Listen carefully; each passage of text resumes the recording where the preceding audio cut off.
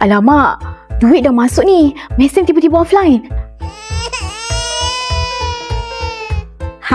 Korang pernah tak berada dalam situasi yang macam ni? Kalau jadi macam tadi tu, korang boleh terus contact customer service kami.